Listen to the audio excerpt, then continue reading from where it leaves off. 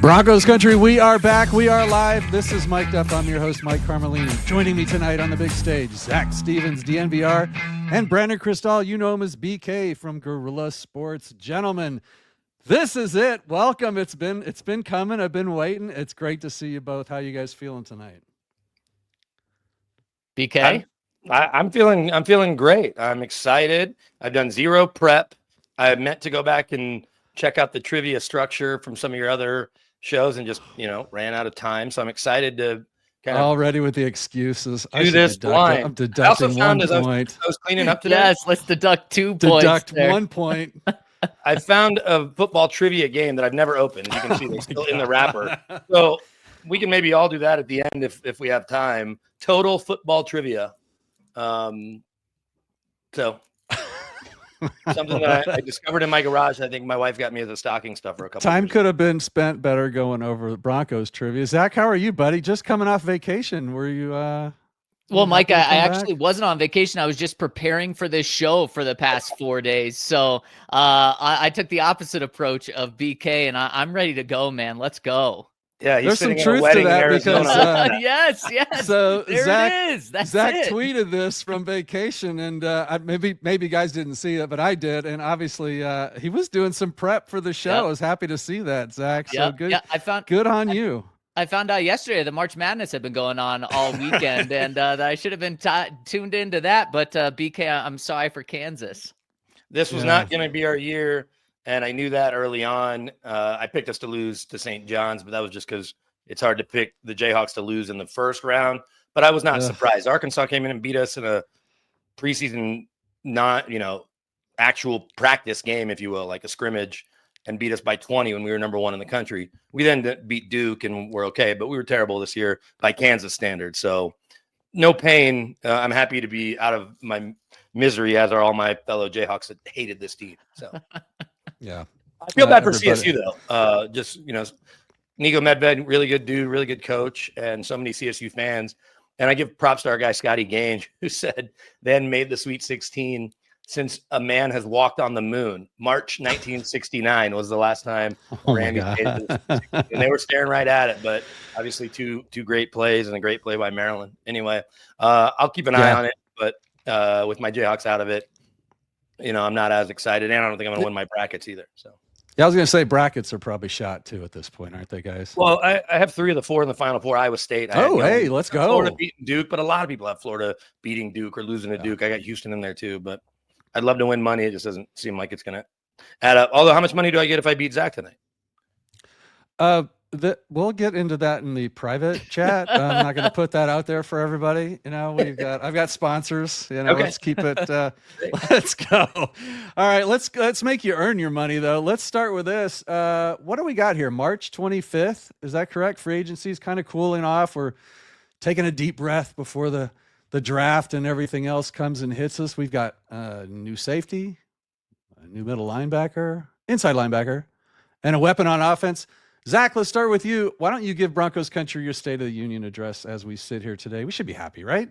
Absolutely. The State of the Union for Broncos Country as good as it's been in nearly a decade. Just think about that. That is as good as it gets for Broncos Country. This is as good as it's been since Peyton Manning was on the team, because the Broncos, with these moves, the ones that you just pointed to, Mike, the moves that they're making, they're going all in. And Sean Payton truly believes this is a Super Bowl window for this team right now. And you can see it by the moves the Broncos are making. They don't make all 3 of those moves if they don't truly believe that they can compete for a Super Bowl in the next 2 years. Literally, that's their window right now with these new contracts is 2 years. That's when Bo Nix's rookie deal goes through. And so it's all about maximizing that rookie deal. So how can the State of the Union not be anything but just perfect when you're going for a Super Bowl and your head coach truly believes it and then is showing it with his actions? Yeah, love that. Well done. Good start. You know what? Extra point. Extra point for the optimism. Let's go. You hear that, BK? Let's go. Hey, I'm proud of you and your optimism. I don't want to come across as being rude. My wife is on a work trip in Southern California, so she was just texting me, making sure the kiddos got down okay and letting me know kind of I'll her give you plans. 1 point. Odds are I'll give you 1 point for being a dad. Odds are she'll be asleep before we finish this, so I'll have to send her the episode so she can see me win in the morning. It'll brighten up her day. For sure.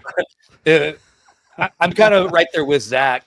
And obviously, when you look at the way that team with Peyton Manning was constructed, and the 2 Super Bowl appearances, and how much better they got on defense, it's hard to say that they're right there right now. But as I'm sure we'll continue to hear Sean Payton say in the next couple of years, especially next year when we really see that cap space start to open up, it is going to, on paper, it's more than it's going to be because of Nick Bonito, likely whatever they end up giving Zach Allen and Cortland Sutton's new deal. So it's not going to be as much as it is on paper right now. But knowing that they're going to have basically a 3-year window with plenty of money in that rookie quarterback, you're in a different financial spot than you were. Peyton Manning didn't take up as much as he could have. We know that he even had to have in that final 4th season his salary reduced and then have the bonuses put in, which they were happy to pay when they won Super Bowl 50. But when you have the rookie quarterback, so you look at the teams that have them or the quarterbacks on the rookie deal, it allows you to fill in the holes that you don't have a young player or an established player already on your roster. And so that's what's really exciting, is that they were able to make some noise in Bo's rookie year. And I do give both Sean and George credit. They each said it separately, although they talked, I guess, consecutively back to back at the combine. But they said, we don't get to just pick up where we left off. That's not how the league works. Right. Obviously, you build up what you were able to accomplish in this first year with Bo and Sean's second full season here running the team. But they're certainly in a better spot than they were a year ago. And so it's exciting to see the progress they make with the players that we know they've just added, how they use Evan Ingram. And then it's fun to watch the mock drafts come out and see all the different directions people go. It's not, no one's throwing a guard in there, but there are people that are putting safeties in there. There's a world where I could see a corner potentially if they don't love the idea of a running back in the first round, or the couple that they like there with that grade aren't available at 20, or either the tight ends that they might like, and they go to a spot that they have some depth. It's a good position to be in when you've got your quarterback locked up and he's on his rookie deal. Yeah, and your coach, right? I mean, it's been a long 10 years, guys. It's nice to not talk about coaches and ranking the possible coaches and the quarterback and GMs. Like, it's nice to be sitting pretty for once. I think, Mike, that is part of the State of the Union, though, right? The union, and you talk about the union in a marriage. It's 2 people with an NFL team. It's those 4 things. It's the owner, it's the GM, it's the head coach, and it's the quarterback. And for the first time in over a decade, the Broncos finally have continuity at all 4 of those spots, which is just incredible. And I mean, it's incredible that the Broncos hired a new head coach with Gary Kubiak, and he won a Super Bowl his first year. That's extremely rare. You don't see that.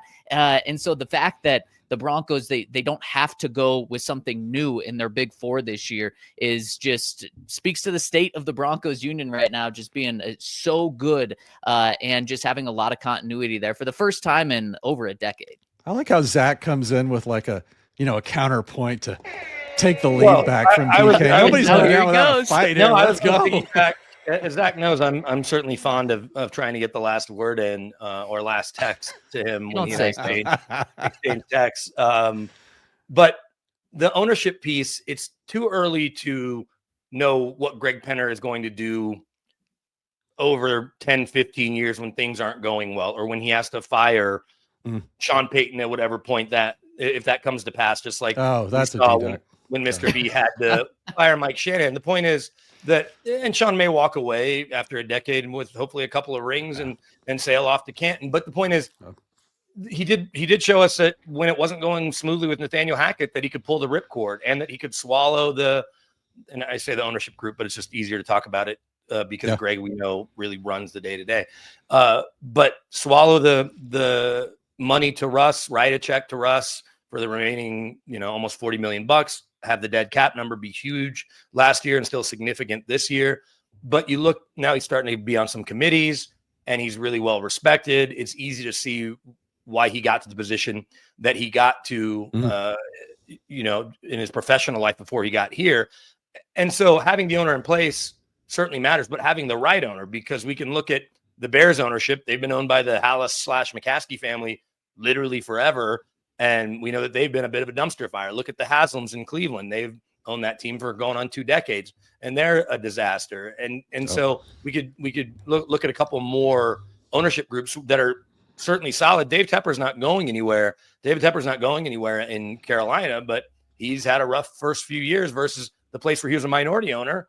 And the Rooneys in Pittsburgh, they are as steady as any ownership group out there. So kind of the Greg gold Penner standard appears there. to be the right kind of owner, and that's got to excite Broncos fans, not just for the stuff they're building, the stuff they're going to build, and then continuing to put resources into the football team across the board. Yeah, love it. Love the takes. Love the aggressive competition. I'm not used to this. You know, it's usually a little more friendly, but I feel some tension between you two. Not gonna lie. All right, guys, let's move on. Good take, bad take. Do this every show. My take tonight is I think the Broncos had the best free agency in the AFC. Is that a good take or a bad take? BK, let's start with you. What are your thoughts on that? Well, this is where it gets tricky because in order to score points, I have to acknowledge, they definitely had the best free agency of any team in the AFC. Because if I list another team, then I feel like that could be potential for deduction. But it depends on what team you mention. If you mention the Raiders, you're losing points. Yeah. But I think you look at the Chiefs, the needs they had, and this is where I'll give both, Sean and George credit. They definitely spent money, but they didn't go to the very top end of the market. It's like instead of buying the nicest sports car, they bought a really nice luxury vehicle that might have had an issue or two, but if the engine troubles are behind it, then it's going to be totally worth it. And so you look at Dre Greenlaw and Hufanga specifically, and if they end up healthy and playing their best football that we haven't seen from Hufanga in 2 years, and obviously Greenlaw with that devastating Achilles, we didn't see it at all last year, minus the one game he played. But then it's like, they actually got him at a bit of a deal. Same with Evan Ingram. Evan Ingram, if he is the true Joker, has a chance to certainly be better than the 10th highest paid tight end, which is what he is right now on paper when you look at that list, and knowing that like Laporte is still on a rookie deal. And so getting those three guys at a bit of a bargain, not bargain basement, but a bit of a bargain is pretty huge. And it was three areas of need. And also knowing that the running back situation, the running back market wasn't great, and the receivers are older and or have big question marks, like say a Stephon Diggs, who I guess is kind of both, and we'll get into that later. But I think that they knocked it out of the park, and I gave them an A- as their grade only because of the potential for injury. But as we rated it at Guerrilla Sports a few weeks back, I gave them an A-, or maybe I even gave them a solid A across the board for how they handled it. Yeah. And Mike, I'm going to say it's a bad take, but hear me out here. I don't think you went far enough. I think the Broncos had the best free agency in the entire league. Let's go. Right there. So Zach that's the only reason I'd say it's a bad take right there. But I mean, BK listed so many reasons, but BK knocked him for the injuries, which is very fair. It's out there. All three of those guys have had some injuries in the past couple of years, a couple of them very serious. But here's the thing that really surprised me about what they were able to get with these guys. They got all three guys, at least the two 49ers, Hufanga and Greenlaw, on injury discount deals, which just typically doesn't happen in free agency. When you're talking about high-priced guys, you're talking about guys that are at the top of their class, if not the best at their position, one of the best at the positions, and they somehow got an injury discount. Like Hufanga, $13 million a year. The fact that it's not truly 3 years, $45 million, it's 3 years, $39 million with $20 million guaranteed, that's not as big of a risk as it initially seemed at signing. And then Greenlaw was the one that was just eye-opening in terms of how good of a deal they got with him. He's only guaranteed for one season. So if things come here and, man, he just doesn't look like the same Greenlaw he was before he got injured in the Super Bowl, it's just a one-year signing, and you can wipe your hands clean after that. Then the Broncos have the team option for 2 more years, essentially, with Greenlaw. And Greenlaw is a guy where I know he hasn't made a Pro Bowl, but he can be a Pro Bowl game-changing type of player, especially when he's freed up. I know Fred Warner being next to him helped him, but now maybe he could take that next step when he's not the number 2 inside linebacker, when he's right there with Alex Singleton. And so they addressed all of 3 of their 4 big needs in free agency, and it's clear what that other one is. And I know we're going to talk about it later, but running back, it wasn't worth it to pay Najee Harris top money. And then really that was it. I mean, J.K. Dobbins is out there. I think we're going to talk about him later too. He's a guy that I think the Broncos could still potentially sign. But for me, man, they did everything they needed to in free agency. And I think they're just sitting so pretty right now. That's why I truly believe that this was arguably, very arguably, the best free agency in the entire NFL. Yeah. Well, I guess I want to add one more thing because I'll allow it. AFC, of course you do. I think it's a bad take because I think it has a chance to be not only the best free agency in NFL history, but maybe in the history of sports as we know it. If Greenlaw is healthy, this is the last time healthy, I'm awarding points for this bullshit. Okay, and they end up, if they end up in the Hall of Fame. Well done. If Evan Ingram's in the Hall of Fame too, if you end up with 3 Hall of Famers in this free agency, and then oh by the way, maybe Von Miller sneaks in the side door, and you get a 4th Hall of Famer, then it's a true. He has done his homework. And if Matt Hack makes the Hall of Fame as well, obviously underreported. You talk about this time of year with most of it being behind. Josh Reynolds was signed last year, March 28th. So there are still right. That's where J.K. Dobbins probably falls in, but they obviously took their couple of bigger swings, and when they all hit, it could go down as the best free agency class in the history of sports. Well done. I mean, I gave you points, a lot of points, and I've lost control of the show already, and I kind of knew this was going to happen. It's crazy how George and the front office got all that done, and DJ Jones back in for $24 million. And then like DJ Jones was like the highest cap hit, I think, at like $6 million, and the other guys all fit underneath there. Great job. And DMAC was on last week, and he's like, here's free agency. It's 2 a.m. at Fuddruckers. And what Fuddruckers are open at 2 a.m. I guess. I don't know. But if anybody knows, it's DMAC. And he's like, you just, are you chewing your arm off in the morning or not? And succinctly put. So that's free agency. I think we did. There's gonna be some dirt, and but I thought we did really well. So yeah, well done all around. Let's guys, Zach, I'll start with you. You have to take one of these. Are you taking Hampton or Loveland if they're there at 20? Right now, man, you put me in a tough spot right here. Give me Loveland. And the reason for that is obviously there's a massive hole at running back, but there's another running back that I like in this draft even more, and it's not Ashton Genty because I know he's going to be gone. So taking Ashton Genty off the board, I think for Sean Payton's offense, I want Trevion Henderson so bad. And so if you're making me choose between one of these guys at 20, I'm taking Loveland. And then talk about you go from the worst tight end room in the NFL to potentially the best tight end room in the NFL in one offseason. And then you're not only getting Loveland to be a piece for this team these next 2 years with Evan Ingram's there, and Sean Payton's going to find a way to get both of these guys on the field as much as he wants. But you're also getting your tight end of the future, which also has been such a difficult position for the Broncos to find. And then what you're doing is you're going to have to trade up because Trevion Henderson's not going to be there at 51. So you're trading up earlier in the second round. Maybe you're trading a 4th in your second at 51 to move up, and you're getting Trevion Henderson right there. And then you're talking about adding Evan Ingram, Colston Loveland, and Trevion Henderson to this team. And then you could also add another running back, whether it's in free agency or later in the draft. And oh my goodness, you are cooking with gas right there. And just think about how different this would be. Bo Nix had one of the best rookie seasons for a quarterback in NFL history with not that much to work with. And then you add 3 big time weapons that Sean Payton's going to be able to utilize. Oh my goodness. That's just incredible right there. I love it. Well done. Sorry, I put this comment up, but Paul says I met my wife at Fuddruckers at 1:59. So, I mean, it can work out. Well Before done. the 2 a.m. deadline. Before the 2 a.m. lockoff. BK, what do you say? Who's your choice here if you had to make it?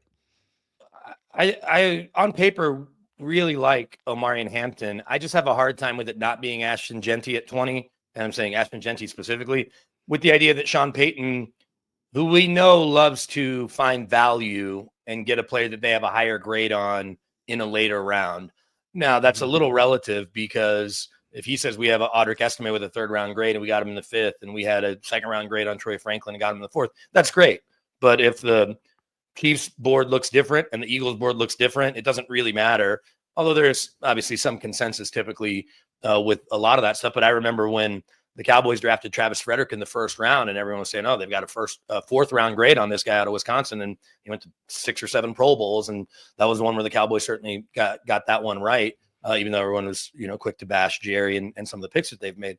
But Omarion Hampton is a special kind of player. I like Trevion Henderson a lot too. because when I watched Ohio State play, and we got to see him plenty, obviously, as national champs, as much as people like Quinshon Judkins, who was just in for a 30 visit, right? There's certainly a scenario where the Broncos might be doing that for a little misdirection so that people think that's the Ohio State back they like. And so I'm kind of in line with Zach. And with Loveland, you know what you're getting there in terms of his talent. And so if he's there at 20, because there's plenty of mock drafts that have Tyler Warren going in the top 10 and Loveland not too far behind him, but certainly higher than 20. And if you're not going to trade up, I just don't see a world other than when they took Reggie Bush and we understood how special Reggie Bush was. And that was, I want to say, Sean's first draft too in New Orleans. We just haven't seen him take, he'd much rather find Alvin Kamara in the 3rd round and tell you about it for a decade than how good he is. And that he was a 3rd rounder, that we found him in the 3rd round. We went to see this other Tennessee player and Kamara just knocked our socks off. And then we thought we were going to get him. Then we thought he was gone and all that, right? Zach and I have certainly heard the stories more than once. If you go to his press conferences, and even George Payton's probably heard him a few too many times. But I just don't see a scenario because Genty won't be there at 20 unless and it feels like Genty is kind of that unique or is slightly a cut above that they were able to trade up. He gets past the Raiders, gets past some of those teams, and all of a sudden he's there in the teens, gets past the Cowboys at 12, and he's there 13 to 16. Maybe they were to trade up and get him. I just don't see them at 20 going running back necessarily, even though Omarion Hampton looks like he could be really awesome and a good fit for this as well. But I kind of like where Zach's thinking is that if you can get Loveland, if he's there, then this is such a running back rich draft. And there's some really good tight ends too. Gunnar Helm, a local kid, drove himself over the other day. So that didn't even count against the 30 visit. Do they get him in the 4th round potentially? I think that's realistic as well. And maybe they ended up with both of them because you certainly need more than one tight end. And even with Evan Ingram, Sean wants as many toys as possible. It feels like there's going to be a lot of offense in this draft, at least in the first 4 rounds for the Broncos. Yep. Well done. I agree with both of you. I think Loveland would be the play there. But yeah, I love the deep draft. And the running backs can give us a lot in trivia. I mean, Devin Neal's my favorite draft, but my favorite back in the draft, but I'm a little Neal? biased. I mean, you probably have to take him in the 4th. I mean, round. Why? Why? Well, he's Jayhawks all-time leading rusher. Okay, I just wanted to give you a chance to say it. Yeah, he broke June Henley's record, which was John Riggins' record. He's had better career than Gale Sayers, so there's a chance. Oh, you got to get Gale Sayers. Okay, you got that point back that you lost earlier. Now no more excuses. And there's a nice little pipeline of Kansas to the Broncos. I'll give you that. Aqib Talib, Chris Harris Jr., although you're talking about the opposite side of the ball, but still it's pretty good there. Yeah, can't complain. Zach, real Bronco, Dave Lucas or Tony Lilly? Wow, we're going to go Tony Lilly, of course. Tony Lilly, that's right. Let's go. Let's go. Let's see. You probably weren't even born yet, but yep. No, I was not born yet. I was still from the last game he played, still 5 years out. He was so bad in that Super Bowl. Was it Washington? It was the last game he ever played. BK, real Bronco, Mike Harden or Sam Wright? Mike Harden. Yeah, these are cupcakes, guys. You guys probably lost sleep for no reason. I totally took it so easy on you guys. I told you, my wife went to Arizona and I stayed back just studying. So at least so far it's paid off. And look, if I was going against Andrew Mason, who I think would win the trivia portion of this, I would have studied. But I was just going based on kind of institutional knowledge, Zach's age, and then just hoping that sometimes I can do well in a trivia scenario that I'll fare okay, even without much. Because I thought about, I do have some Broncos books around here, looking through the record book, but I figure I'll just wing it. And if Zach beats me fair and square, then I will tip my proverbial cap to him. Yeah, I mean, didn't you? I don't think there was my square in there, though. Broncos helmet of all Hall of Famers, minus a couple, but. Didn't you try to throw in some? Didn't you try to skew what the trivia would be, BK? No, I was surprised that we were told. He tried to move it. He tried to move the odds. You tried to go older to. No. I didn't. I was surprised that you were giving us an era, Mike. I thought it was going to be general Broncos trivia from 1960 to now, and calling me out on my own show. That's another D-Dog. No, I just wanted to know. Maybe another point away. Like Zach's influencing the scoring. I mean, that's literally your job. No. He's telling you scoring. He's do whatever you have to do. Yeah. give me. Well, I think you should give me 5 more points, Mike. That's just my. I'm considering it. Okay, guys. Shiny new inside linebacker, Dre Greenlaw, with his Achilles and all. Right, but I'm psyched about this signing, by the way. But what I don't know, and what none of us can know, is who's going to be starting next to him. I know the answer. I think Zach does too. I think. Well, I don't know if we both get the same point, but if he wants to count to 3 and both say it. No, there's not a right or wrong. The answer, Tell me who it's going to be. BK, go ahead. No, in fact, if you could just drive the show for me, that'd be great. Because I'm gonna have a drink and yeah, go for it. It's going to be Alex Singleton. They definitely like the idea of having Alex, who we know can find the ball, but certainly can call the defense. Cody Barton, I think, exceeded expectations, and Zach knows better than most that there were rumblings that had Cody Barton not had the game of his life against the Saints JV team, that maybe there was a scenario where one of those vets like Quan Alexander got some of that playing time. Zach, you may have even, I don't know if you actually reported it or we just talked about it, but that was something Zach had. And so that we talked about at that game in New Orleans, and kind of got me digging around. But then Cody Barton went nuts and had all those, what should have been interceptions, but had the pick 6 and all that. But Cody gets, a good payday. They were happy to have Alex back. And I know 2 years ago when Alex got that new deal, that was a priority for the new coaching staff because they liked the way he had played. He had finally kind of grown into a role in a situation that was perfect for him, opposite of Josie Jewell.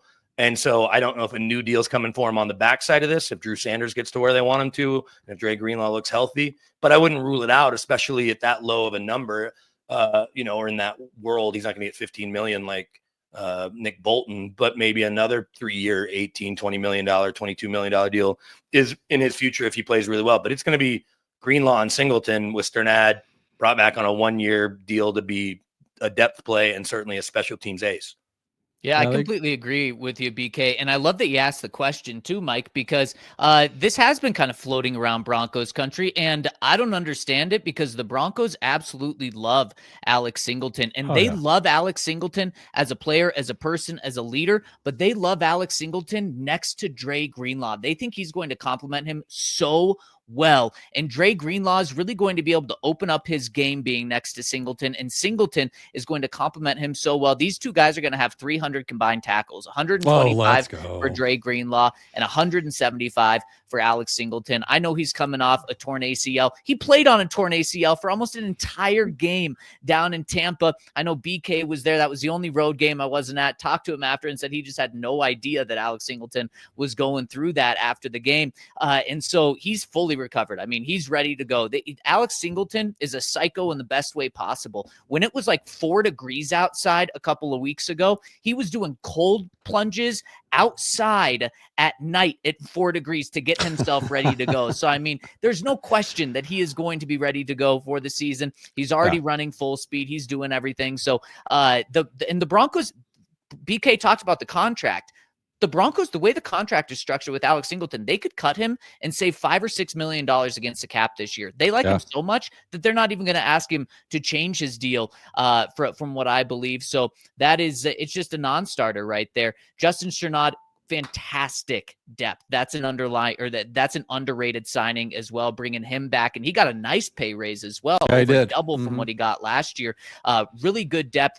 If he is asked to step in at any point this season, and hey, you got to have that backup plan with two guys that are coming off an injury, essentially. If he has to step in, I love Justin Strnad as depth right there. But no, it's Alex Singleton's job, and it's going to be Greenlaw and Singleton this year. Yeah, well done. I know that Strnad said that he was given some assurances that he would compete for a starting job, and I'm with you guys. I've said Singleton all along. Broncos country, for some reason, isn't as hot on Singleton, but they're wrong. They're wrong. I agree. They're wrong. He told, because Zach and I talked to him separately at the Super Bowl, but a few minutes apart. He was in town, obviously, for the Walter Payton Man of the Year award presentation as part of NFL Honors, and flew in with his mom, Kim, who does a great job on social media of letting us know what's going on in Alex's world. Yeah. But his wife was expecting any day, and then they welcomed their first kiddo into the world just a day or two after. But Zach was talking about his recovery and how he could have played in the Super Bowl had they have made it to the Super Bowl, and how he was kind of bummed that Bo Lowry let his wife know how far along he was because he was kind of trying to hold back a little so he didn't have to maybe do as many late night diaper changes and all that comes along with being a new parent. But I think that I give Bo credit in that regard, knowing Zach would still Alex would still get in his work, but that maybe he should help out around the house because this time of year is when players go back to being closer to equal partners than we know they certainly are during the regular season. Yeah, for sure. Yep. Well done. Tie ball game. Let's do something that might separate things a little bit, shall we? Ooh.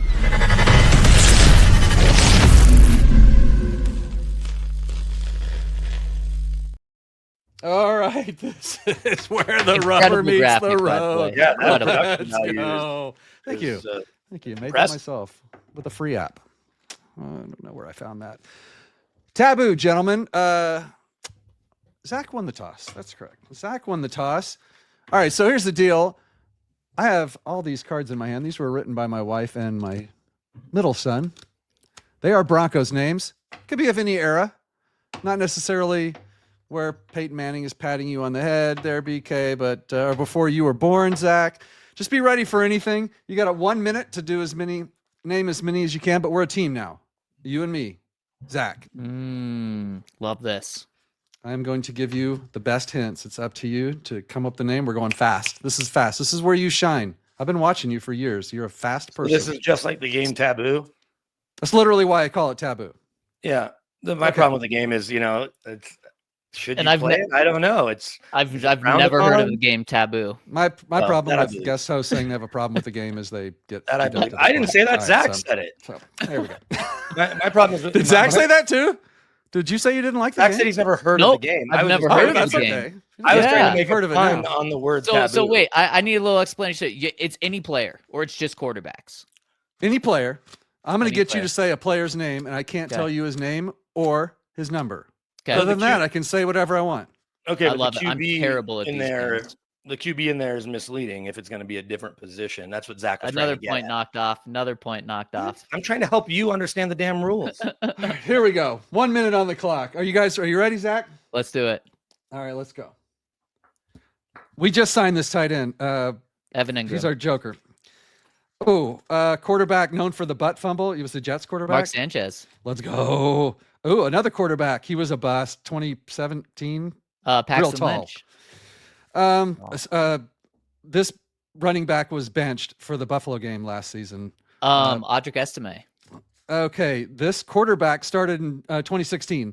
Trevor Siemian. Our outside linebacker, sack leader last year. Pick six. You say Benito? Benito, yep. Let's go. Say anything? Hall of Fame safety, smiling assassin. Oh, Steve Atwater, the legend. Second round quarterback, Vic hated him, sent him to Seattle. Oh, Drew Lock. 2 gloves, and Vic loved this quarterback. Oh, Teddy Bridgewater. Teddy 2 gloves, baby. His father played for the 72 Dolphins quarterback. He was our quarterback, drafted to replace Elway. Oh my gosh. Brian Greasy. Let's go.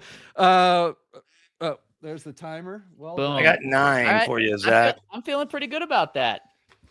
So BK says 9. The course record, 11. As they say, is 10. 1, okay. 2, 3, 4, 5, 6, 7, 8, 9. I got 10. Oh, I got 10 here. I knew it. BK trying to shave a punch. I was not. Wow. I started counting late.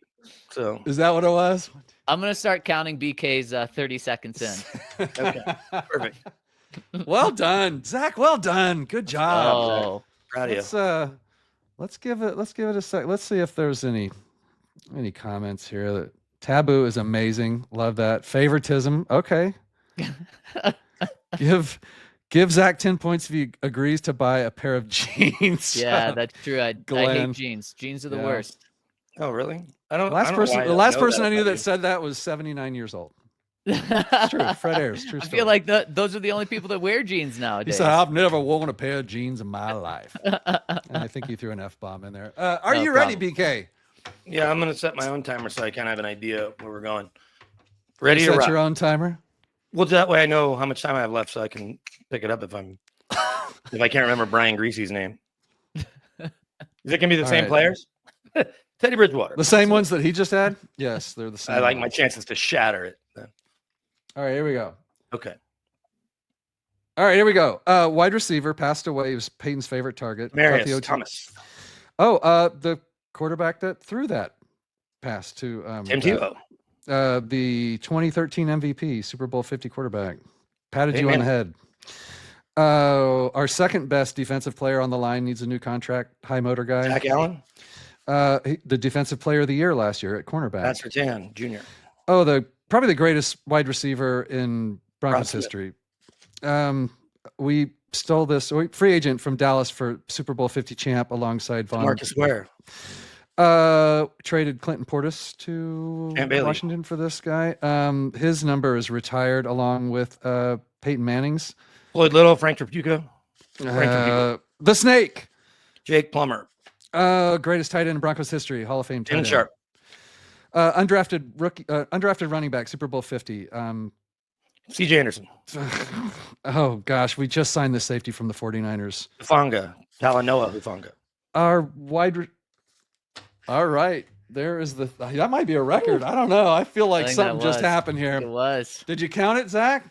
Yeah, I think so. I think it was 3, 4, 5, 6, 7, 8, 9, 10, 11, 12. It's a new show record. Impressive. 12 points. Never been done before. This is one of my favorite pieces of anything I own. This is DT and my oldest, who's now 18, at Demarius's football camp. I love that. That's too cool. But man, you talk about one of the best people you'll ever meet. Always had a smile on his face, and certainly gone way, way, way too soon. Yeah. And what's funny was Demarius would almost never call or text you back if you needed something. But if I FaceTimed him, and often it was Aiden, my oldest, wanting to FaceTime him, he'd answer every time and then talk to Aiden for a minute or two, which was always, I say always, it's a couple of times, but it was always appreciated.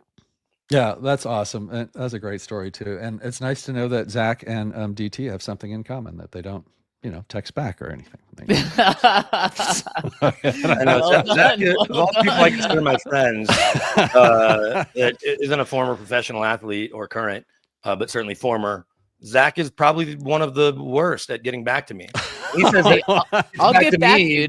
It'll just take some time. Yeah, I should actually. You do always get back. You always do. It's the lack of, because I'll react to something in real time or shortly after, and then a day later he'd be like, "Oh, great point," or whatever. Maybe it's just us. Maybe he reacts to other people like this, fact, and it's just you and me, BK. It goes way too deep. I got home from work at some point last week, and there was a note on my counter from my wife just telling me that she had run out. And I got home and she said, "Yeah, I wrote you that note because I knew that you weren't going to check your phone and you weren't going to see my message. So I had to let you know where I was with the note. So I need to be better with that."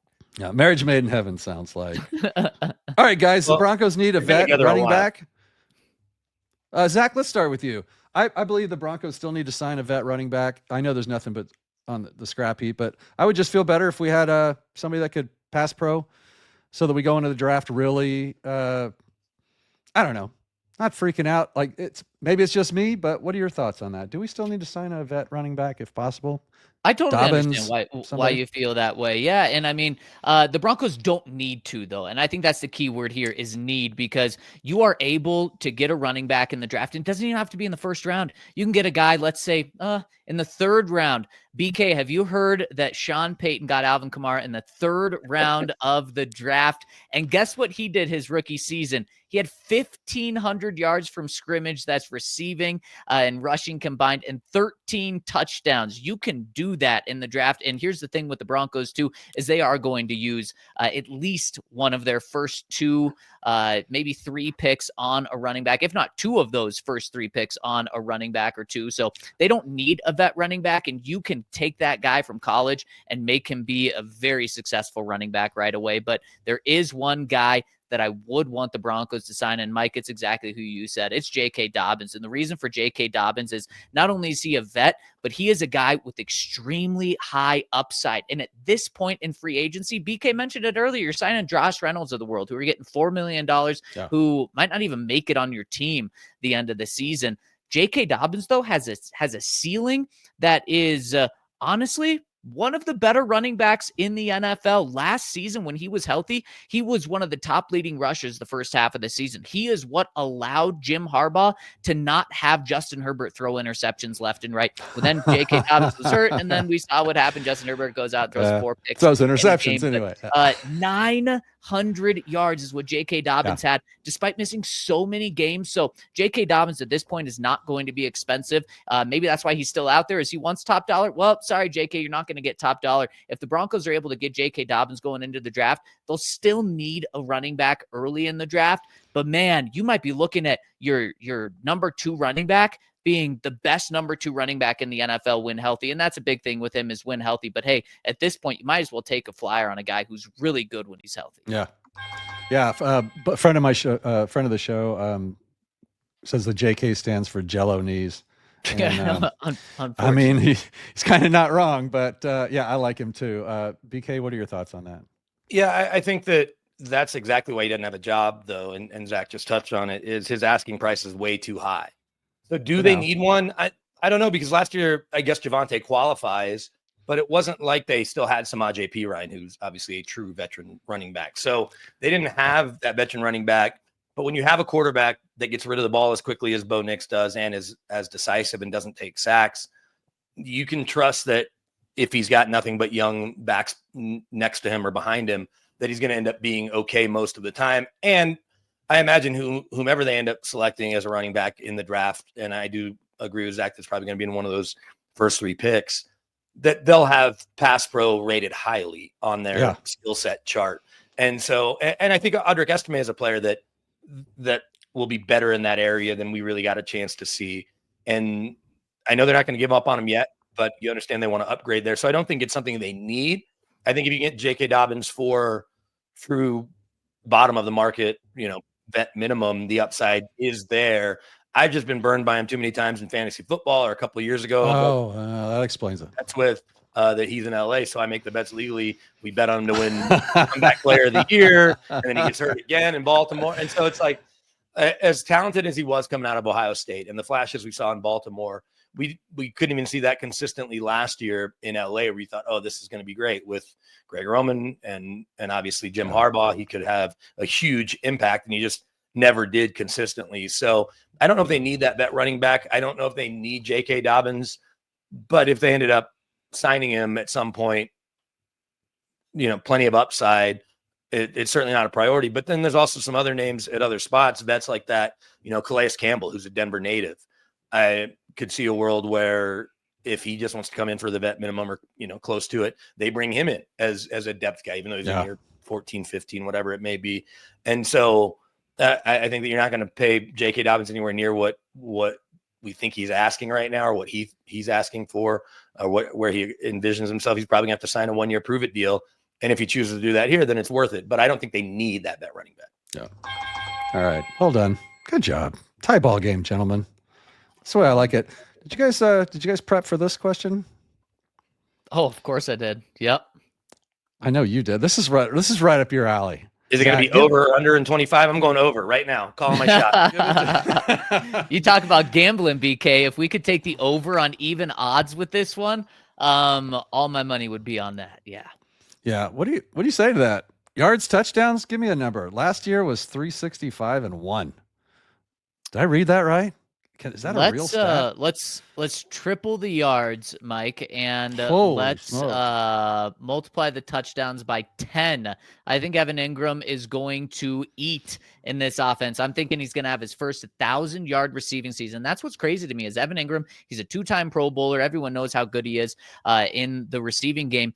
but he hasn't had 1,000-yard season yet in his career. And maybe it's because he's been with the Jaguars and the Giants. And so that speaks to a lot of it. But now he's with Sean Payton. Now he's with Bo Nix, and he is going to feast in this offense. In fact, Mike and BK, I wouldn't be surprised if he leads this team in catches, in receiving yards, and in touchdowns. I think he'll lead the team in 2 of those 3. I don't think he'll have the full Triple Crown, but I think he's going to lead the team in 2 of those 3 right there. He is so good in the red zone. That's why it's criminal. I think the most he's ever had in a season in terms of touchdowns is 4. That is crazy. When you watch him, he is so good at the point of attack. He's so good all over the field, the middle of the field, the outside of the field. So I'm going 1,000 yards. I think he's going to clear that one pretty darn easily with the Broncos. Yeah. And I think 10 touchdowns is in reach for a guy that is such a good receiving weapon. And then Sean Payton's just going to make him a matchup nightmare all across the field. Yeah, I love it. Love the hot take. Thank you for that, Zachary. BK. If we're getting points for accuracy, it's worth noting that Evan Ingram did have 6 touchdowns his rookie year in 2017 with the Giants. Highs 4. 2 years ago, though, a point for that. 2 years ago when he had his obviously his best overall season with the Jags when they went to the playoffs, beat the Chargers. If my math is right on that.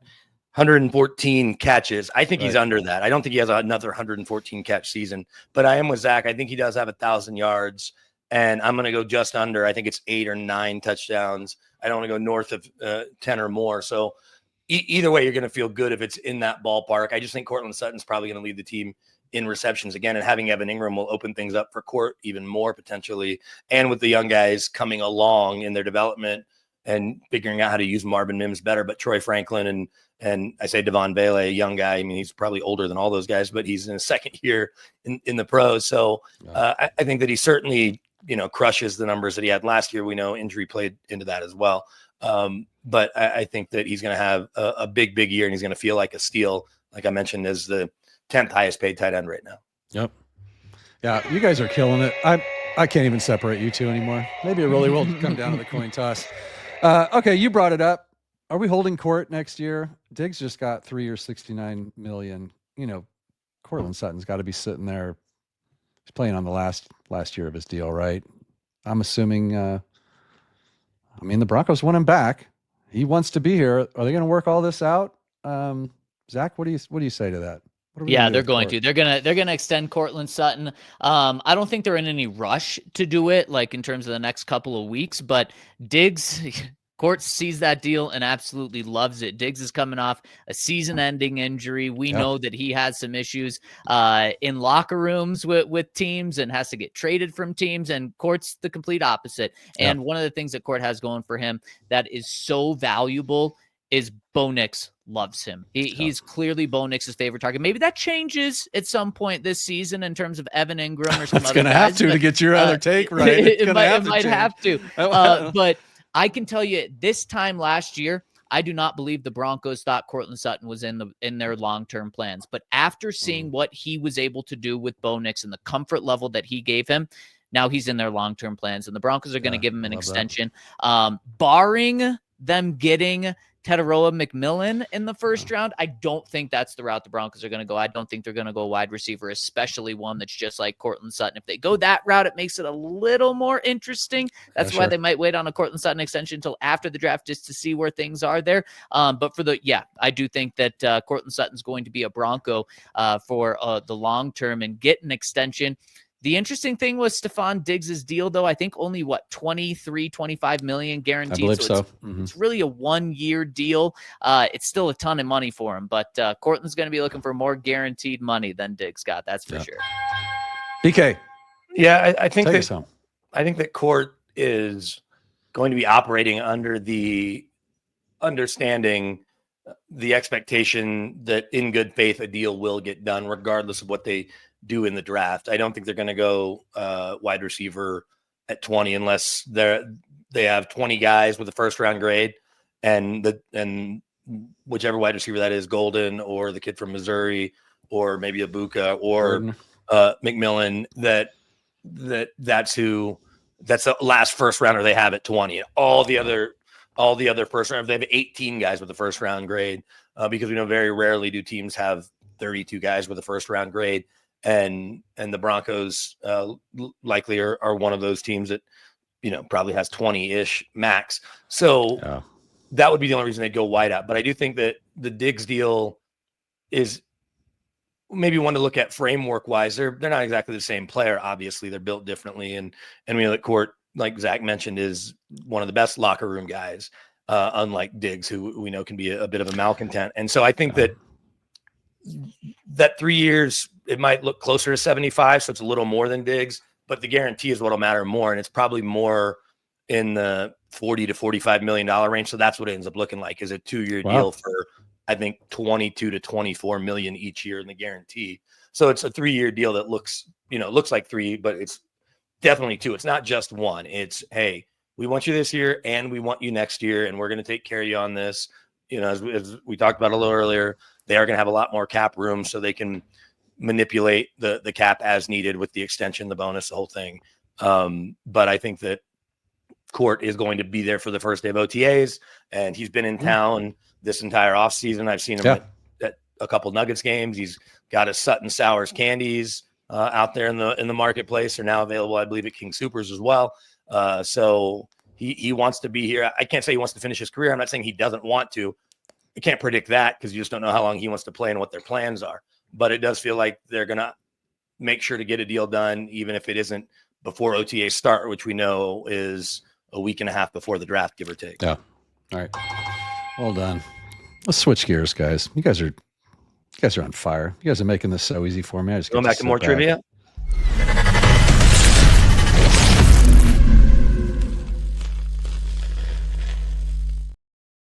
Yes, BK, if it's okay with you, I am going to go to some more trivia. Let's go. Let's hide the current banner. I need a producer. I need Yaya. I need a Yaya. Yeah, you're crushing it right now. Oh my God.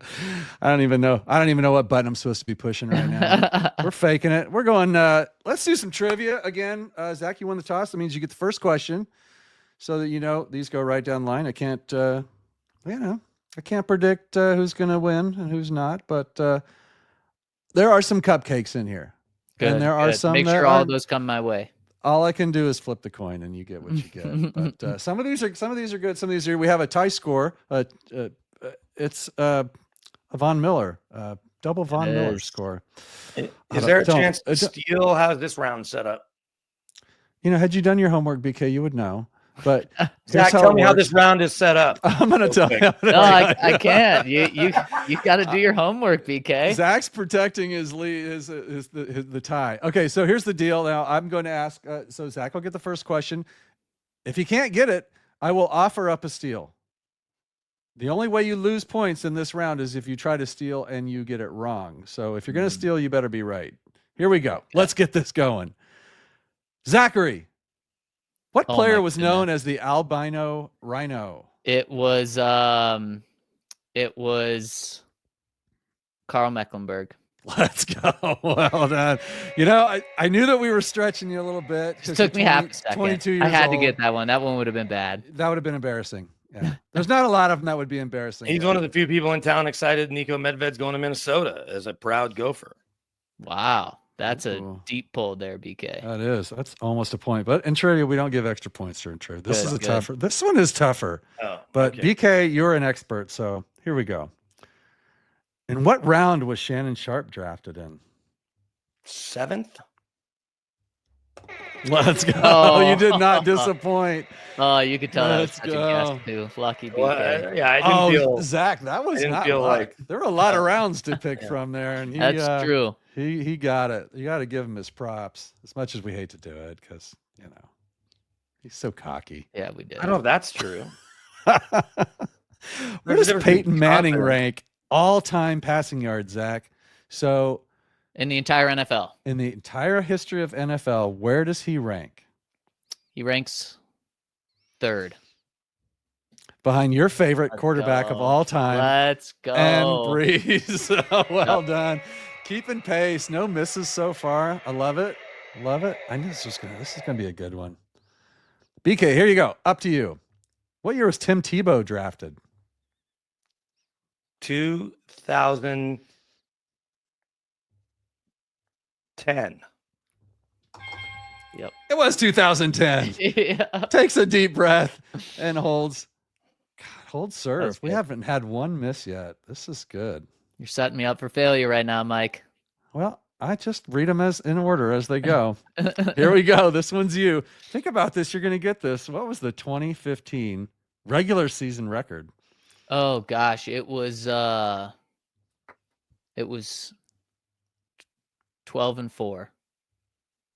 You're a good 12-4. man. Let's go. Nails it. Let's And of course, go. everyone knows that going into that last game, it was what they could have the 1 seed, or they could drop all the way down to 5 or something That's like right. that. That's just right. It was that's a absolutely big- it was a big crazy to game. have going in. And then you switch quarterbacks midway through the game too. No extra points, Zach, but well played. BK, think about this 2016 regular season record.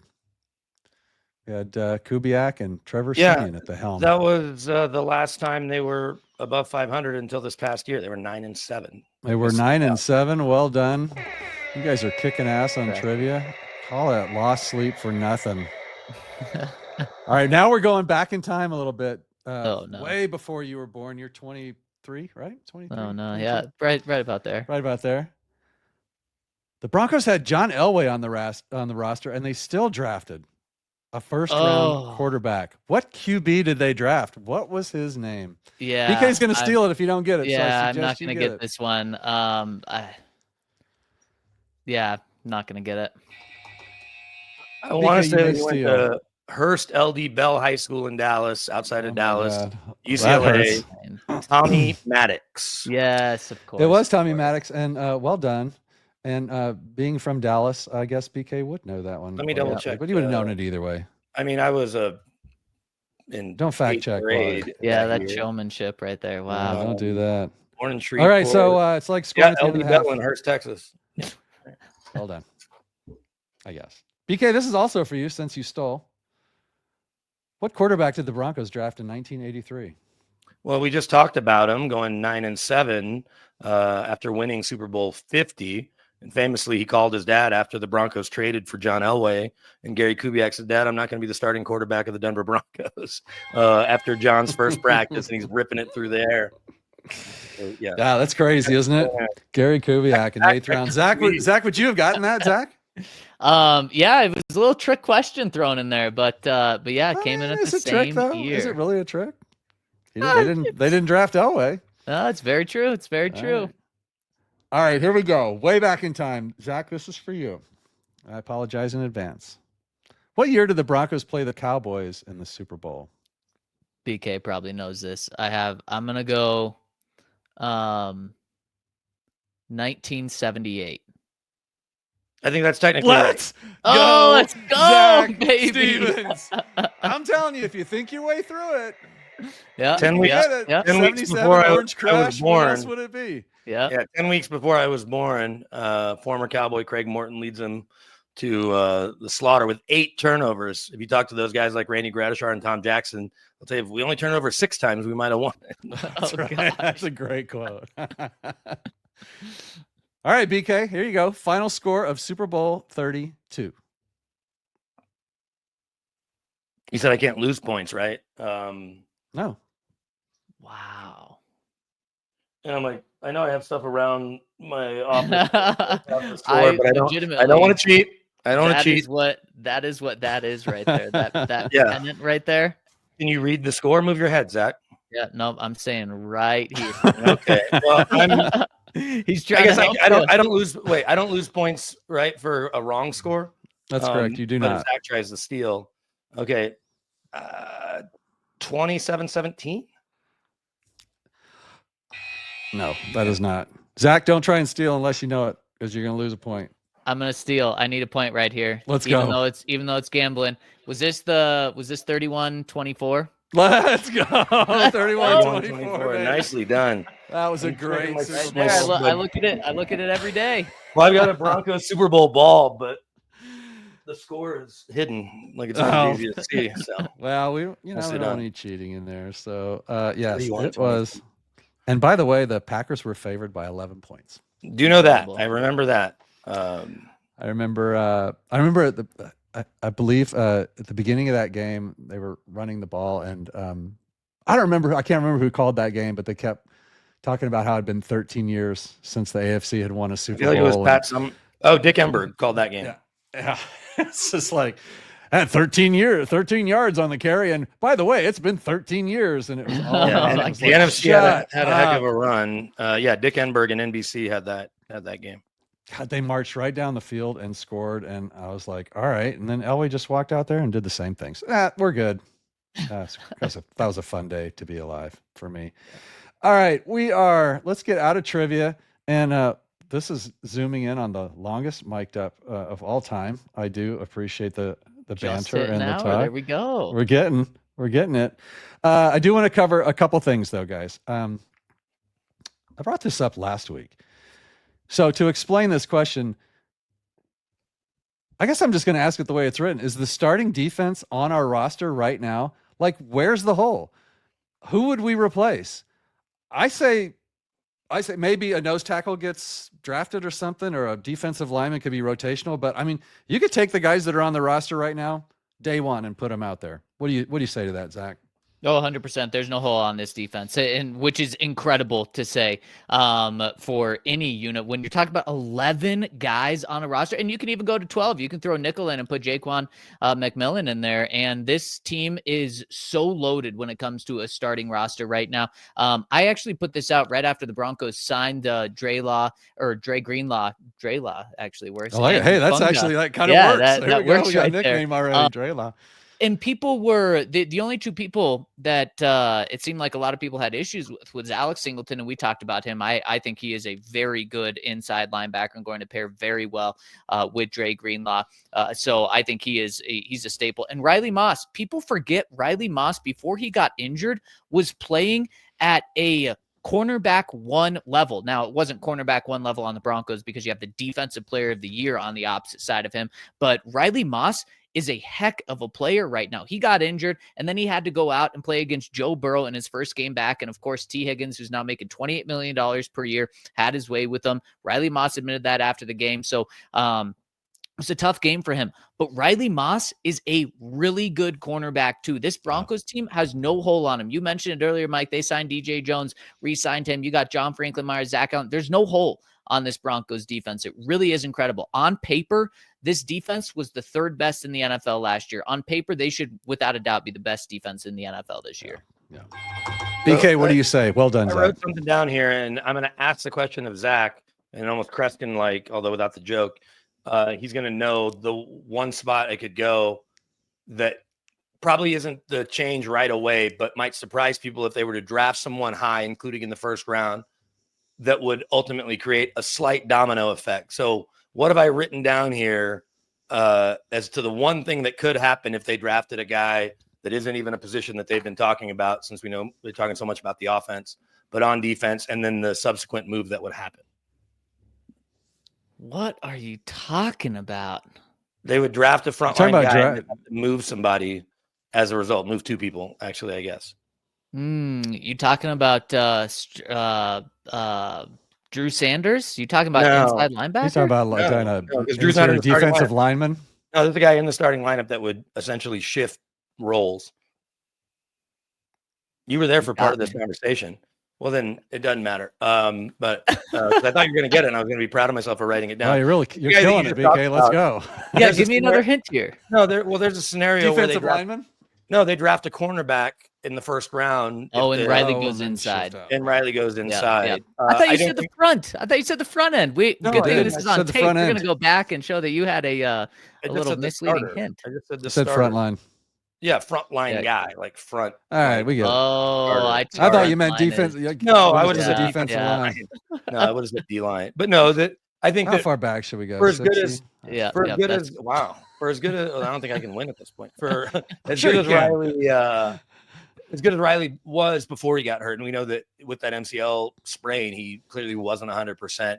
He wouldn't really admit that, but it was obvious, and not just because T. Higgins was able to have his way with him, like Zach mentioned, but there is a world where he could move inside. If there's a corner, the kid from Michigan, if he somehow is there at 20, or they love him so much that he's in the high teens and they jump up a couple spots, I don't think that kid would become a day one starter, but that doesn't mean that by the end of the year, essentially, he's starting on the outside, a corner, or certainly by the start of next year, and Riley replaces Jaquan McMillan inside. I think that that's a scenario that could unfold. And beyond that, down the road, Drew Sanders could end up replacing one of these two inside linebackers. You'd say more likely Alex Singleton, just based on the economics of it all. But if Dre Greenlaw just can't get right, then that makes a lot of sense too. And but I think as it stands today, they feel really good. Now, if they draft a safety too, there's a scenario where the safety ends up knocking, I guess, Brandon Jones out of his starting spot. That would surprise me. But that wouldn't be week one. But if you take the Emmanuel kid from South Carolina, or the Malachi Starks, the kid from Georgia at 20, you're not taking them just to run down on kicks. You're going to want to play them. That pick would surprise me, but you're right. If they do that, they're planning on putting him in there. Yeah, they'll play him, but that's where you're sticking to your board. And, kind of what we touched on earlier about the idea of taking a wideout. If they take a safety, Brandon Jones is in year 2 of a 3-year, $21 million deal. It's pretty similar to what Alex Singleton is in year 3 of his deal, but you're not going to lose sleep if you draft a guy to eventually take his job, assuming Hufanga's healthy. Yep. Which is a big assumption, as we know. All right, guys, let's quick hit. I need to know who's wide receiver 2 next year. BK, all the rage is Vele. Is it going to be Mims, Vele, or is it somebody we haven't talked about yet? That is lined up as the other starter opposite of Cortland. That's what you're asking, because I think Evan Ingram will be the second most productive pass catcher, if not, in some ways, like we touched on, the most productive. But I think on first down, if you're in a base offense, it is going to be, at this point, it's going to be Vele, and Mims would line up, in a 3 wideout set, and Troy Franklin would essentially be 4th. They like what Troy Franklin, I think, can become, but Vele was so much more consistent. And we know Sean likes big wide receivers on the outside. So I think that it's Vele right now. But if a Josh Reynolds type comes along, or they draft somebody higher than we expect, then that could shuffle those cards a little. Sure. But I think with the roster they have today, it's Vele. Yeah, Zach? I'm going Marvin Mims, and I think, he ran away with this job at the end of last season. Final 7 games of the season, he had almost 500 receiving yards, and which would have been well over 1,000 yards if he maintained that. And when you look at it and you think like, okay, well, why didn't he do that for the first, 18 games of his NFL career, or more than that, I guess? This was one of the guys that Sean Payton pointed the finger at himself with. He constantly did that from year 1 to year 2. He said, man, we need Marvin Mims to get more touches. We need him to be on the field more. And that's my fault. It wasn't anything that Marvin Mims was doing. And then Sean Payton got creative and put him in. Some people say it was the Joker role, but it wasn't really a Joker role. He was just being creative, moving him around the field, getting the ball in his hands in different ways. And once Sean Payton did that, that opened Marvin Mims up. So having Evan Ingram on this team as a traditional Joker is not going to hurt Marvin Mims' role here. And so I think that they're going to get him on the field and truly be that wide receiver 2 in a variety of ways here. And Marvin Mims had 4 touchdowns in the final 2 games of the season. You can't overlook that. He is going to be your wide receiver 2 with the upside of potentially having the stats of your wide receiver 1 this season. I think the Broncos are so incredibly high on Marvin Mims, and he really showed that at the end of the season. Yeah. Well, and we saw those ball skills. This is what it feels like. Marvin Mims will be listed as wide receiver 2 and run out with the starters, but then they'll come out on first down, just like we saw little Jordan Humphrey start seemingly every game, even though he wasn't necessarily listed as a starter. Now, he'd get credited after the fact with 7 starts or whatever it was, but that on first down in a base offense, if you will, in was that 12 personnel? It'll be, or what is it? 11, whatever it is. 11 personnel. One tight end, 10 personnel. Yeah, it'll be Vele before it's Marvin Mims, even though Mims is more dynamic and again showed off those ball skills. Yeah, love it. Let's finish it out, guys. Big debate. We're gonna rank the AFC West. First of all, a lot has changed in the AFC West. Pete Carroll, Geno Smith. Did Geno Smith move the needle for either one of you guys a whole lot on the? Not me. Well, Zach. I would I mean, he's stability for the short term. What really gets me, and what they gave up a 3rd or 4th round pick, I have no issue with that. He's Pete Carroll's guy, no issue from the Raiders standpoint with that. But what gets me is the reports that are saying they want to give him a contract that shows him he's the guy. That is insanity. Yeah, that just makes absolute talk about quarterback purgatory. The Seahawks just moved on from that because they realized they couldn't win long term with that. So now the Raiders are saying, "Oh yeah, give us that," even though we know we can't. That just blows my mind. Unfortunately, the Raiders got better when they got Geno Smith, but if they're really going to give him a big deal, oh my goodness, give me a break. I hope they do. That'd be awesome. Yeah, there's a reason the Seahawks had no problem trading him and then went and signed Sam Darnold to a much more respectable contract. That's a huge upgrade. And if Geno ends up with a similar contract, you'd still say, okay, well, why didn't Seattle want him? We understand why Pete Carroll does want him and why Tom Brady signed off on it. It might be one of those situations too where we know Tom Brady has a better relationship with Shedeur Sanders probably than any kid in the draft, maybe other than some of the Michigan kids that he's crossed paths with, but at least we know publicly. And so if Shedeur were to somehow be there at 6 and Tom Brady and the Raiders were to take him, then it makes even less sense to sign Geno to a longer term deal. So if the deal's not on the table and done, they're clearly waiting until after the draft. But I don't think the Raiders got noticeably better. Geno, like Zach said, stabilizes them, but their roster is still a disaster in so many areas beyond Crosby and Wilkins and obviously Brock Bowers and some of their O-linemen. But I think that the Raiders are still at the bottom, but they might be closer to the Chargers than we thought. And I know the Chargers finished ahead of the Broncos, but still feels like the Chargers and Broncos have switched spots, especially when Evan Ingram chooses the Broncos over the Chargers. Yeah. Chargers swept us last year, though, so no hiding from that. We're going to have to beat them. All right, guys, let's rank the AFC West QBs then, since we're talking about I got no them. points for that. Neither did you, Zach. This wasn't part of the game. This was just a you know what, BK? Gosh, dang it. God. You know, the thing is that the only person on the show that cares whether they win or lose is BK, and he just keeps doing it to himself. I don't understand this. Like, I know. I'm gonna need to give. I literally don't care who wins. My victory speech is going to have to go to BK for all the negative points he's caused himself. I mean, I'm happy to give it away. It was like Coach Mike Sanford killed somebody and just gave it away with all these negative points. But if you're gonna keep score, you might as well try to win. That's always my philosophy. Look at that. Boom. Boom. Comes back 2 points. Gets 2 points for that. You don't know what points. You don't know what drives me to give points. BK, let's start with you. I'm going to assume that you have Patrick Mahomes first. Where, does it get dicey at number 2 or does it not? Let's rank the AFC West quarterbacks. Well, I got Geno 4th. I have Bo Nix ahead of Justin Herbert right now because of the mistakes Justin Herbert makes in critical situations, and he can't escape it. I don't look at him the same way I looked at, Phillip Rivers, I guess, did have that kind of stigma. When you look at Justin Herbert and you see all his tools, you think, why does this happen? But you can go back to that Jaguars playoff game a year ago or in really big spots. Justin Herbert, for as physically talented as he is, and we know he's played through injury and all of that, he just hasn't produced in the biggest spots. I understand Bo is a rookie.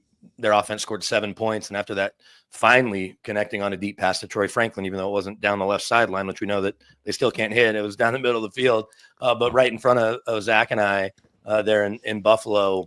You say, okay, we just know that Bo seems to have an it that I'm not sure Herbert does. So I've certainly got Mahomes 1, but I've got Bo Nix ahead of Justin Herbert right now. And what's interesting would be to poll, next week's NFL owners meetings, to poll GMs and coaches and see if they would agree, or if it's, Bo with Sean is part of that. Because Bo still has to go out and make the plays, even if Sean's a hell of an offensive coordinator and play caller. But I think, especially with the way Bo uses his legs, we know Justin Herbert can run. But I've got Bo ahead of Justin Herbert. Yeah, that's great. I do have it. How many touchdowns did Bo throw last year? Was it 30? 29. 29, and then like 32 or 34 with rushing. Yeah, so ran 29. Like after 8 weeks, I think he only had like 8 touchdowns. Like he just went off in the second half of the year. Like the O's going to be better next year. Zach, what do you say? Rank them for us. Yeah, I mean, 100%. Obviously you have to go Mahomes 1, Geno Smith 4, and then the debate is just between those two. And to me, I'm going Bo Nix because you're asking me who would I rather have like right now moving forward. Because one guy's been in the league for 5 years and has been to the playoffs twice with 0 playoff wins, and the other guy's been in the NFL for 1 year on a team that had a record dead cap number. And they had to go to the bargain bin when they went to free agency. George Payton and Sean Payton did a good job with that. But for the most part, the weapons that Bo was surrounded with, below average in terms of the NFL, and he was still able to have a record-setting, historic rookie season. And this is a guy that it's not like Sean Payton's going anywhere. He's going to have Sean Payton for the next decade. I think Sean Payton's going to be here for a very long time, which means Bo Nix is going to be able to play for him. So it's just like Patrick Mahomes and Andy Reid. Yeah, Mahomes has been really lucky to have Andy Reid as his head coach, but you know what? He doesn't have to apologize for that. He gets to build off of that. So give me Bo Nix because Justin Herbert, like BK said, he has all the physical tools, but he just does not get it done when it matters the most. And if you've done that for 5 straight years, you're telling me who you are right there. Bo Nix has taken this team, was a captain in his first season with the team, and I think he has that it factor that BK mentioned. Justin Herbert doesn't. I think Bo Nix does have that, and that's going to be the difference between these two Oregon quarterbacks. I'll throw one more thing. Hot take. BK's not giving up, though. He's going to try. Well, no, Justin Herbert's new contract kicks in, so now their cap is going to be directly affected for the next 5 years by him making top dollar. As that new $262 million deal really starts to take effect against the cap this year, which is why you end up cutting Joey Bosa and having to make other moves. Yeah, it's going to be interesting. Like, what are they going to do? Like, once you lose the cheap quarterback, or what does it Mace always call it, cost controlled quarterback? Yep. Things get weird. Things get dicey. What to do with this tie? I don't even know what to do. I think. All right, let's see who's been paying attention.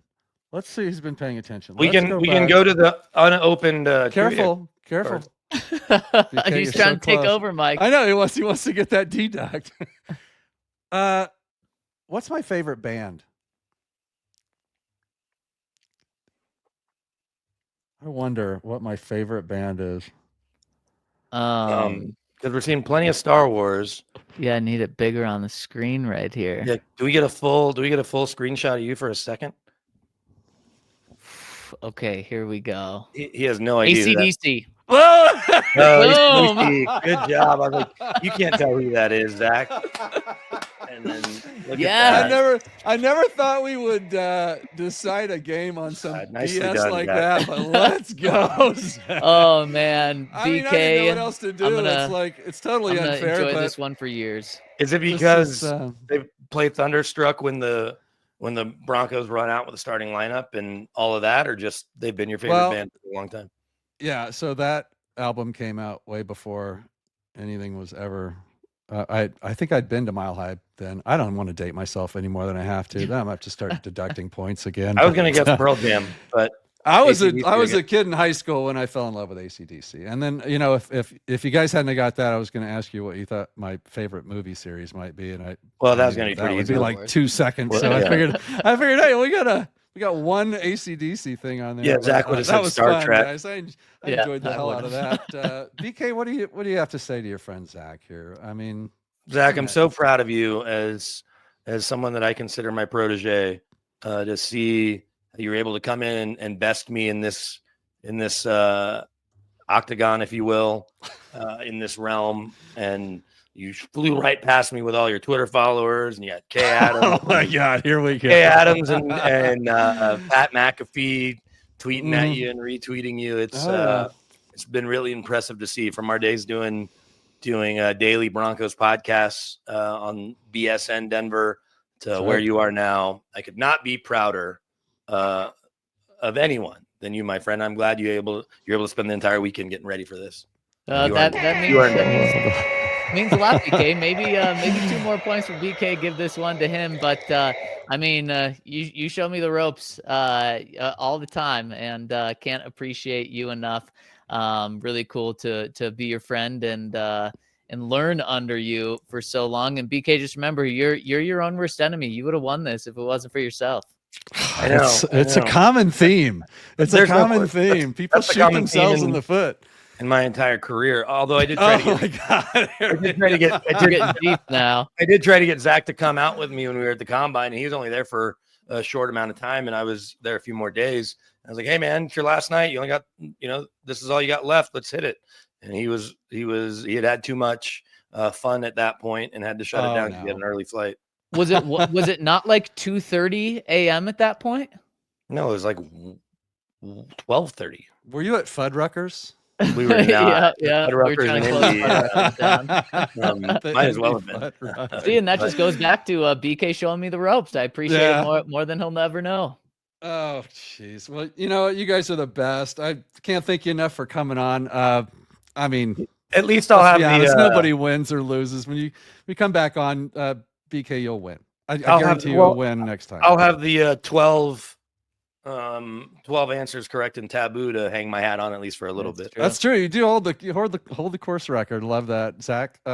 Congratulations, young thank you. Well done to both of you. I'm gonna hold this over BK for a long. I know, and I think it would probably have gone the other way. I actually was gonna.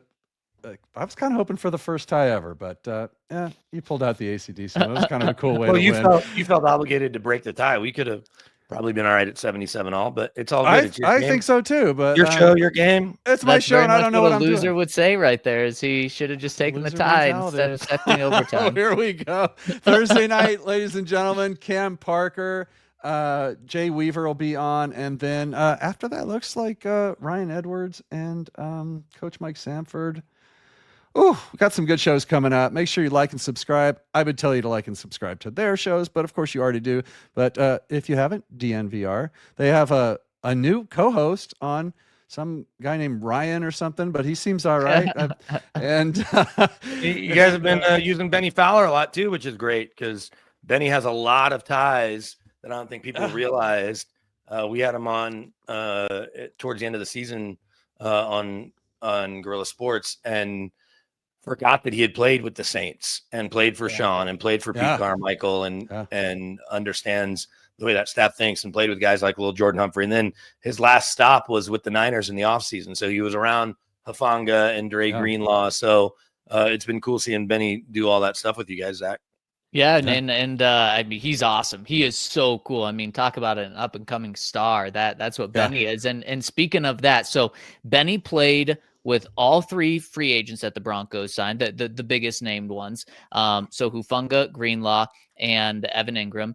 And he played under Vance Joseph with the Broncos and also Sean Payton. There's one other person that has played under those two coaches and played next to those three other guys or been teammates with those three other guys. Do you guys know who it is? Emmanuel Sanders. Trivia on you, Mike. I don't know. Sanders? Emmanuel Sanders. It is not Emmanuel Sanders. I don't think Emmanuel played. Oh, because he didn't play with Evan Ingram. Yep. Oh, gotcha. Yep. Yeah, I have no idea. You don't have to get that in the bag for it. I don't know. BK, I'm surprised. BK? Maybe this is who's the punter that just left? Riley Dixon. No. Well, maybe. I don't know. I didn't get that deep, but it DJ Jones. Oh, DJ Jones. DJ Jones. Because he played with Evan Ingram back at Ole Miss. Oh wow, that's a good pull. Yeah. Good pull. That is a good pull. You know what I say to that?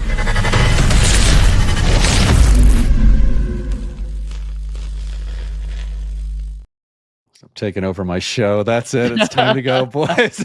I will never Here's a stop fun fact, Zach, that nope nonsense Mike, real thing quick. I'm going to do. Yeah, go ahead. Show. Benny Fowler caught the last pass Peyton Manning ever threw in his career. Technically not a pass because it was a 2-point conversion.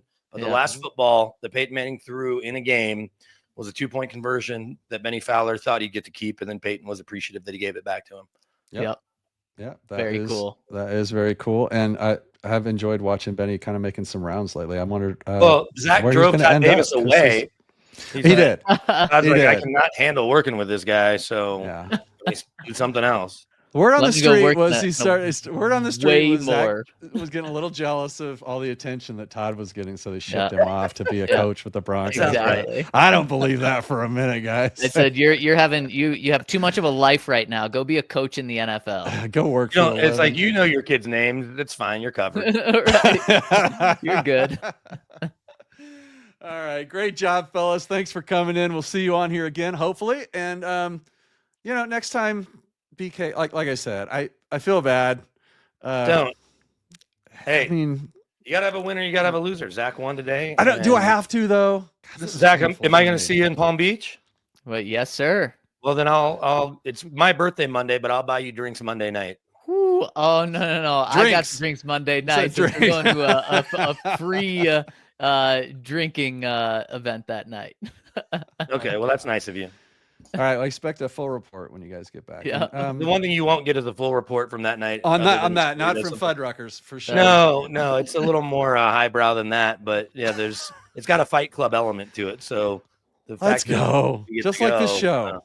Yeah, it's pretty wild. All right, guys, have a great night, Broncos Country. Thanks for tuning in. We will see all of you on Thursday night, and until then, go Broncos. Thanks, Zach and BK. Take care, everybody.